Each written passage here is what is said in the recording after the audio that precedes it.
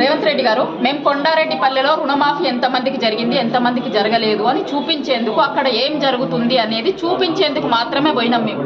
నిజంగా రుణమాఫీ జరిగితే జరిగినోళ్ళు జరిగిందని చెప్తారు, జరగనోళ్ళు జరగలేదని చెప్తారు. దానికోసం మీకు ఎందుకంటే అంత భయం? జర్నలిస్టులను ఆపాల్సినటువంటి అవసరం ఎందుకు వచ్చింది మీకు?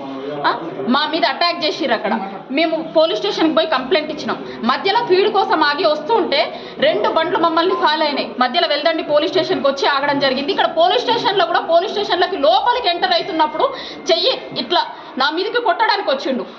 మేము మిమ్మల్ని ఒక్కటే అడుగుతున్నాం, రేవంత్ రెడ్డి గారు, మీ ఆడబిడ్డని, మీ ఇంట్లో నీ బిడ్డని, నా బిడ్డకి పెళ్లి టైంకి నన్ను లోపల పెట్టిర్రు, పోలీస్ స్టేషన్లు వేసిర్రు, జైలు వేసిర్రు అన్నారు కదా. మీ బిడ్డ ఏజ్ ఉన్న పిల్లలమే కదా, మేమిద్దరం కూడా మీ బిడ్డ ఏజ్ ఉన్న ఆడబిడ్డలమే కదా.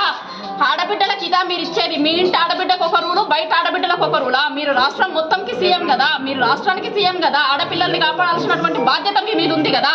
ఆడపిల్లల మీద హైదరాబాద్లోనేమో ఎక్కడ పడితే అక్కడ దాడులు జరుగుతాయి, తెలంగాణ మొత్తం ఎక్కడ పడితే అక్కడ దాడులు చేస్తాము, ప్రశ్నించినటువంటి జర్నలిస్టుల మీద కూడా దాడులు చేస్తామనా? మీ బిడ్డకు ఒక రూలు, వేరే ఆడబిడ్డలకు ఒక రూలా? మేము కూడా తెలంగాణ ఆడబిడ్డలమే కదా.